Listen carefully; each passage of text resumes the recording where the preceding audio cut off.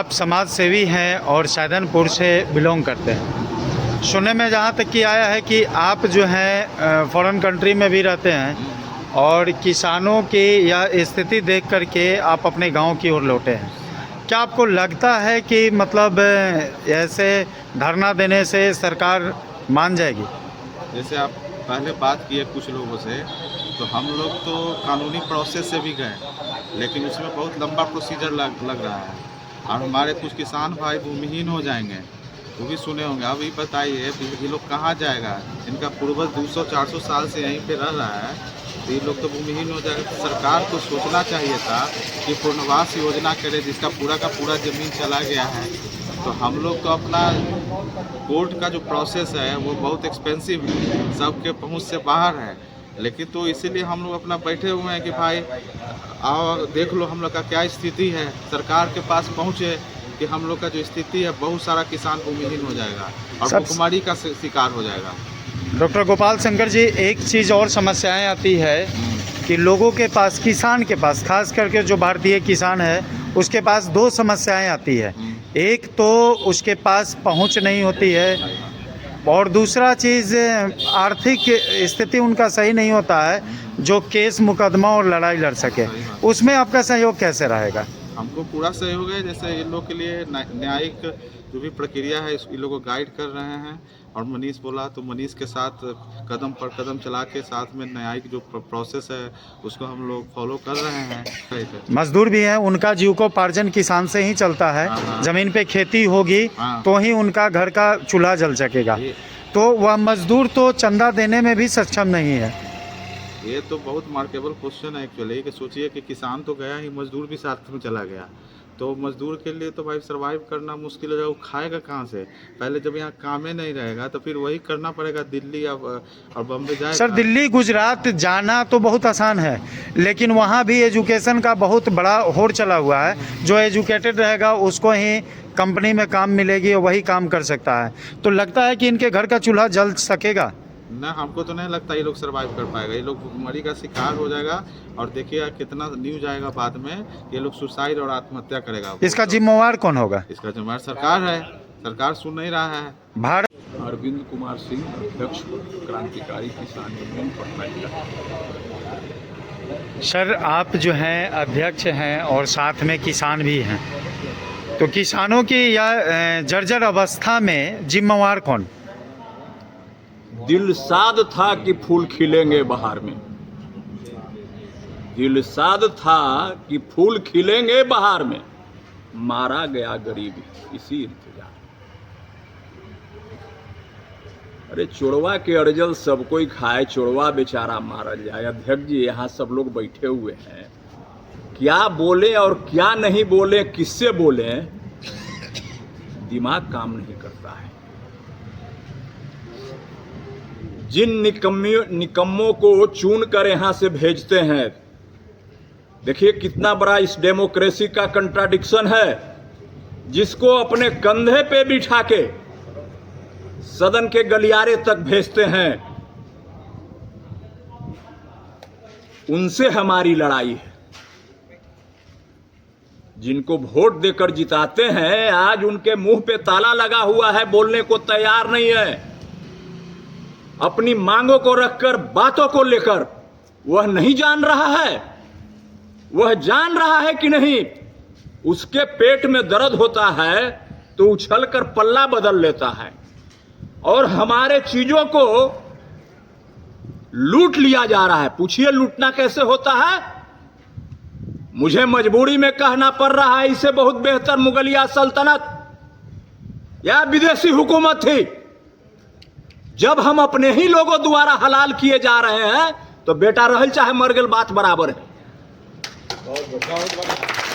अरे हमारी लड़ाई जिसको हम पैदा कर रहे हैं उससे है, बाल बच्चों से लड़ाई है, भाई से लड़ाई है, अपने सांसद से लड़ाई है, अपने विधायक से लड़ाई है, अपने हुक्मरानों से लड़ाई है। हम लड़ते पाकिस्तान के बॉर्डर पर तो कुछ अच्छा लगता। एक मिनट, लॉजिकल बात है, ऐसा सोशल जस्टिस का तकाजा है और नेचुरल जस्टिस की बात है। लेने का अलग बटखरा, देने का अलग बटखरा। आवासीय रेसिडेंशियल का तुम रसीद और रजिस्ट्री में पैसा ले रहे हो, और जब उसका अधिग्रहण कर रहे हो तो कह रहे हो कि कृषि भूमि है। अरे तुम डूबकर मर काहे नहीं जाता है? कोई कहता है कि हम देश चलाए हैं, सदन चलाए हैं, पूरे भारतीय संविधान का ज्ञाता है। क्या नीतीश कुमार इन क्षेत्रों में नहीं घूमे? 89 के दौर में किस गांव को नहीं जानते हैं? और किसानों की व्यथा ऊपर जब जाएगा भाषण देने तो खरबपति भी बोलता है हम किसान का बेटा है। अरे किसान का बेटा होना एक बात है और किसान होना उससे बड़ी बात है। थोड़ा जाकर यहां से भेरगामा और बीबीपुर सैदनपुर तुम पैदल चल के दिखा दो, कुत्ता पाल लेना मेरे नाम पर। झाऊ आकर तुम नहीं गिर गया, ½ किलोमीटर में तुम बेहोश होकर गिर जाएगा। और हम और सारे साथी यहां जेठ के तपिश में बैठे हुए हैं अपने चीज के मांगने के लिए। कह रहा है पैसा नहीं देंगे, पैसा लो, बिहार सरकार के कुर्सी छोड़ के भागो, बेच के दे देंगे, 2-4 खंडार सब मिल जाएंगे, बेच के दे देंगे, भाग जाएगा तुम। लिया आप सब लोगों ने मीटिंग कर लिया कि हम अरविंद को बसने नहीं देंगे, हम गोपाल को बसने नहीं देंगे, मनीष को बसने नहीं देंगे। तो हम कौन आसमान पर जाएंगे? कोई ग्रह उरह है ऐसा जहां हम जा सकते हैं? अरे हमारा खलिहान ले लिया, हमारा खेत ले लिया, हम तो मुआवजा मांग रहे हैं। अरे हमको जान मांग लेना चाहिए था या जान दे देना चाहिए था। आखिर यह किसान कब तक लड़ाई लड़ेगी? लड़ाई बड़ी विकराल होती बा। अब माथा का जब केकरो माथा काम न करे ना तो हम अभी काहे लगी वो बात बोले कि दूसरा को मार देंगे, पहले हम अपने मरेंगे। अब मरता क्या नहीं करता। सब जो घूम रहा है 1-1 लाख 2-2 लाख वेतन पावे वाला, और नहीं तो गाय गंगा गोरू और गीता पर हाथ रख के अपन बेटा के माथा पर कहे कि हम फालतू वेतन के अलावा 1 पैसा नहीं खाते हैं, वेतन के अलावा 1 पैसा नाजायज हम नहीं खाते हैं, है उसमें हिमाकत तो अपने बेटे के माथा पर बंसौलाद के कह दे। कमीशन का पैसा खाता है, दलाली का पैसा खाता है, लूट का पैसा खाता है। हम अपन पैसा मांग रहे हैं, उनको फट रहा है, पिछवाड़ा फट रहा है। चलिए, मनीष कुमार मेरा नाम हुआ, भिरगांव गांव का रहने वाला हूँ। क्या मामला क्या है? मामला ये है सर कि हम लोग का ज़मीन गया है भारतमाला प्रोजेक्ट में गया है, जो कि आमद से दरभंगा जा रही है। उसमें हम लोग का ज़मीन का जो रेट है, जो कि आज से 12-15 साल पहले का रेट दिया जा रहा है। अच्छा। और उसके बाद भी अगर जब हम लोग वर्तमान रेट मांग करते हैं कि वर्तमान मार्केट रेट दिया जाए, जिससे हम लोग का ज़मीन बिक्री हो रहा है उसको दिया जाए, तो ये लोग अपना दमनकारी नीति अपनाते हैं। इसलिए हम लोगों ने अनिश्चितकालीन धरना का शुरुआत किया है, जो हमारा 8 दिसंबर से चल रहा है। 8 दिसंबर से ही धरना? 8 दिसंबर से कंटिन्यू चल रहा है। क्या यह धरना का कुछ निर्णय निकल रहा है? धरना का कोई निर्णय नहीं निकला है। सारे अधिकारी आए हैं यहाँ पे, SDM साहब भी आए थे, CO साहब भी आए थे। सारे लोगों ने यही बोला कि हमारे हाथ में कुछ है नहीं, जो करेगा वो कोर्ट करेगा। तो ये हाथ में नहीं है तो जमीन कब्जा करने के लिए कौन आ जाता है? बोले कि भाई हमें ऊपर से ऑर्डर है, इसको डायरेक्ट मोदी जी अपने खुद हैंडल कर रहे हैं। अच्छा। इसलिए मोदी जी का प्रेशर है कि इसको ये कर करके हमको देना है, रोड को बना करके देना है। मतलब आपका घर भी तोड़ सकते हैं? हाँ, वो बोले कि भाई ज़मीन सारा का सारा सरकार की है, जो और जैसे चाहे इसको सरकार ले सकती है। अब कुछ नहीं कर सकते हैं, अब मुआवजा की लड़ाई लड़िए। लेकिन अब सवाल उठता है कि ये कोर्ट में लड़ाई लड़ने में 20 साल 25 साल का समय लगता है। अब 25 साल समय लगने का मतलब है कि एक पीढ़ी निकल जाएगा। आखिर 25 साल जो भी किसान है, जो प्रभावित हैं, वो लोग क्या भूखे रहेंगे?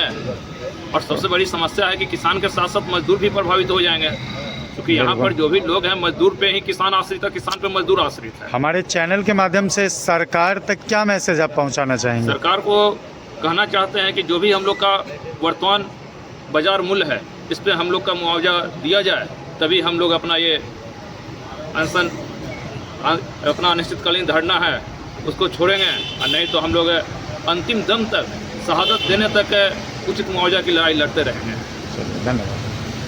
पटना, बिहार। क्या मामला है? मामला ये है कि सरकार हम लोग का ज़मीन ले रहा है, मुआवजा नहीं दे रहा है। तो हम किसान भाई खेती करते, खेती ही मेरा जीवन है। अच्छा। तो सरकार ज़मीन का मुआवजा देता तो हम कहीं भी कुछ कर सकते थे, लेकिन ज़मीन का हमारा कोई भाव नहीं देता है। तो आप बात किए होंगे सरकार के, जो सरकार कोई सुनता नहीं, लाठी लेके चालू रहता है। तो क्या मतलब आप लोग करना क्या चाहेंगे? हम लोग का सरकार ज़बरदस्ती करे तो हम भी जबरदस्ती मरने के लिए तैयार हैं। हम जमीन नहीं दे सकते, हमको मुआवजा दे सरकार। कितना ज़मीन गया है आपका? मेरा 7 बीघा गया है। ये भारत माला परियोजना में भारत वाला में मेरा 7 कट्ठा गया। 7 कट्ठा। इससे पहले भी किसी में हाँ, गया? रेलवे में प्रोजेक्ट में गया। भारत माला में 7 कट्ठा गया मेरा। अच्छा, इससे पहले रेलवे प्रोजेक्ट में गया था नेवरा दरिया में। टोटल ज़मीन आपके पास कितना था? मेरा पास 6 बीघा था, जिसमें 5 बीघा चला गया। 5 बीघा चला गया। तो अब क्या करना चाहेंगे आप? हम सरकार को यही चाहते हैं कि हमको ज़मीन के बात है तो ज़मीन दे दे, नहीं तो हमको कहीं जीने का व्यवसाय करेगा ना हमको सरकार। चलिए बताइएगा। सुनील सिंह नाम हुआ, सैदनपुर ग्राम के रहने वाला हूँ। अभी आप जिस जगह पर हैं, ये भी बीटा सनमेरा में मेरा ज़मीन गया। अपोजिट ये साइड भी मेरा ज़मीन जा रहा है और अपोजिट ये साइड भी मेरा ज़मीन जा रहा है, यानी कि मेरा टोटल ज़मीन चला गया। लगभग कितना ज़मीन गया होगा?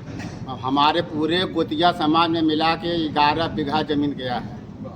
तो क्या करना चाहते हैं यहाँ आप? सरकार से मांग है हमको उचित मुआवजा मिले, नहीं तो हम लोग आत्महत्या करेंगे। मरने के उपाय तो कुछ है नहीं। अब सरकार आती है, पुलिस लेके आती है, लाठी से धमकी देता है कि नहीं मिलेगा मुआवजा, ज़बरदस्ती काम करावेंगे। अच्छा, हम लोग तो ज़बरदस्ती काम करने देंगे नहीं, इसलिए नहीं देंगे कि सारा ज़मीन चल गया तो हम लोग भूखे मरे, बाल बच्चा लावारिस हो जाएगा, कहाँ जाएगा। हम लोग को उचित मुआवजा दिया जाए, ज़मीन के बदला ज़मीन दिया जाए, घर द्वार दिया जाए, और कि हम लोग तो लावारिस हो गए हैं। सरकार का यही दमनकारी नीति है नीतीश कुमार का। मुआवजा देने के लिए जो है और सारा सोर्स है। आप पहले सरकार के मुआइंदे जो हैं उनसे आप बात करते हैं? सरकार से मुआइंदे से नीचे से लेकर ऊपर तक के गए हैं, लेकिन कोई मुआइंदे नहीं सुनने के लिए तैयार है। सिर्फ लाठी के बल पर काम कराने के लिए मुआइंदे सब आते हैं अफसर लोग। यहाँ कुछ दिन NHI वाला भी बहुत धांधली करता है, बोलता है पुलिस से लाठी के बल पर हम काम करा लेंगे। अच्छा, इसीलिए हम लोग किसान यहाँ 100-200 के संख्या में बैठे हुए हैं, काम कर अपना मांग कर रहे हैं हम लोग सरकार से। और क्या, उचित मुआवजा दे, जमीन ले लेगा, भूखे मरेंगे, कुछ पैसा दे देगा तो हम लोग तो कुछ बिजनेस करेंगे ना जी। क्या नाम? करें? क्या नाम हुआ? सुनील सिंह, घर कहाँ हुआ? सैदनपुर। कितने लड़के हैं आपके? 2। चलिए, क्या उनका पढ़ाई? पढ़ाई चला रहे हैं, किसी तरह काम धंधा मजदूरी करके किसी तरह काम चला रहे हैं। खेती बाड़ी तो सब बंदे हो गया। चलिए ठीक। किसी जी, मेरा नाम ओम प्रकाश मिश्र हुआ। जी। घर मिर्ज़ापुर है। भारतमाला प्रोजेक्ट में मेरा ज़मीन हिरानंदपुर मौजा में जा रहा है 3 बीघा। क्या करना चाहेंगे आप लोग? फिलहाल तो उचित मुआवजा का ही मांग कर रहे हैं सरकार से। मुआवजा के लिए पहले भी लोग इस पुल के नीचे बैठे थे जी। और उन पे लाठी चार्ज हुआ, कुछ लोगों को जेल ले गया गया। तो ये दमनकारी नीति है। इसके बाद आप लोगों का एक्शन क्या जबकि होगा? हम लोग शुरू से प्रारंभ से ही, जब पहला मीटिंग सरकार किया था, पॉल्यूशन विभाग की थी, उस समय से उनके यहाँ हम अपना विरोध जाहिर कर दिए है कि ये हम लोगों के खिलाफ जा रहे हैं आप। एक तो वहाँ आवासीय में रजिस्ट्री हो रहा है, आज से नहीं 2016 से बिहार सरकार के आदेशानुसार। आज हम लोगों के ज़मीन का प्रकृति कृषि दिखाया गया, जिसके लिए हम लोग भूअर्जन के यहाँ केस किए, बिना सुने खारिज कर दिया गया। फिर डीएम के यहाँ हम लोगों का मीटिंग हुआ, वो भी जांच के आदेश लिखे, उसका कोई रिजल्ट नहीं आया। सांसद महोदय यहाँ बार बार दौड़ के गए, वहाँ से भी कोई रिप्लाई नहीं मिला, यानी संतोषजनक उत्तर आज तक नहीं मिला। और सबसे निम्न रेट ज़मीन का दिया जा रहा है, जबकि 15 लाख के कट्ठा हमारे यहाँ ज़मीन अभी रजिस्ट्री हो रहा है। किस भाषा में सरकार को समझाना चाहेंगे आप? जिस भाषा में सरकार समझेगी उस भाषा में हम लोग समझाने के लिए तैयार अभी हैं। ज़्यादा तो फिलहाल संगीत अभी के माध्यम से, नम्रतापूर्वक संगीत के माध्यम से भी जो है सरकार ज़्यादा सुनती है। अभी नेहा सिंह राठौर बहुत चर्चित है, जी आप भी संगीतकार हैं, जी। उस भाषा में भी समझाना चाहेंगे क्या आप? जरूर समझा सकते हैं, लेकिन समय आएगा तब समझाएंगे। फिलहाल अभी निवेदन पर बैठे हैं हम लोग, सब कोई शांतिपूर्वक प्रदर्शन में।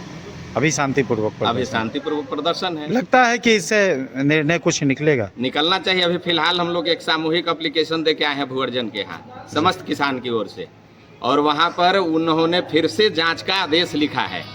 हम लोगों का नंबर है उनमें दिया हुआ, वो बोले कि आपको फ़ोन करके फिर से सीओ आपके एरिया में जाएंगे। और मैं ये भी बता रहा हूँ कि किसान से आज बोलूँगा, वो बोले हैं कि आप जहाँ बुलाइए हम आपसे वार्तालाप करने के लिए तैयार हैं। लेकिन आज तक कोई रिपोर्ट नहीं आया, फिर कोई खबर नहीं आया। फ़ोन के माध्यम से बात करते? अब तो करेंगे ही, आज मीटिंग में फैसला लिया जाएगा। चलिए, जी धन्यवाद।